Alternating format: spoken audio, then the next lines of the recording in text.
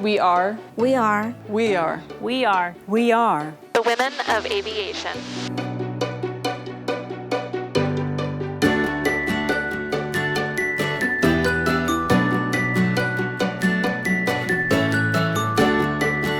Hi there. My name's Star, and I want to welcome you to the Garmin Flight Ops Aircraft Certification Division out here at New Century Air Center. That would be Kilo India X-Ray Delta for you aviation types. Look it up on a Kansas City sectional sometime. So, like I said, here we are at the Aircraft Certification Flight Ops facility. And, you know, things are a little bit different this year. I usually give these tours in person, and I'm so excited to get to meet all of you. But this year, as with many other things, we're going virtual. And I'm so glad that you decided to join us today. So come along, we're gonna go look at some airplanes.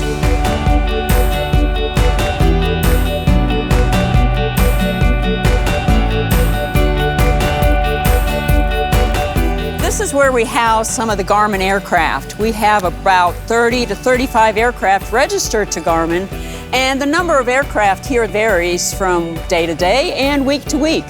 We use these aircraft here for personnel transportation and also as test beds for future projects. We have about 10 flight test pilots that are employed by Garmin that work here, and we have approximately 72 personnel in total that are at this facility. So, did I tell you what I do here at Garmin? Well, I have a very important job. You see, I order the parts that we need to keep our projects going for all the aircraft here and at other facilities nationwide. I work a lot with our test pilots. I also work with our aircraft certification team, and most importantly, our engineers. We have the best and the brightest minds here at Garmin, and I love working with those people every single day. This plane behind me, this Beechcraft Bonanza, it is an awesome airplane. Did you know that it was developed back in 1945? Took its first flight in 1947. It's a plane that Garmin uses quite a bit, and we appreciate its technique and its specifications because it fits in a lot of projects that we're currently working on.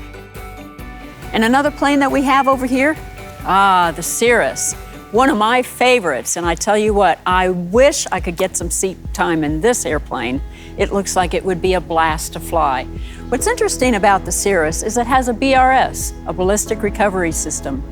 That means that the pilot can deploy this BRS system, which is a giant parachute, and it'll bring the plane down to Earth. So, this is one of the largest aircrafts in Garmin's fleet. We don't just work on small airplanes. This is an XLS. It can cruise at over 500 miles an hour, and it has a nautical mile range of 2,000 miles. That's like going from New York to LA. Besides the airplanes here at the hangar, of course, it takes people to help support them.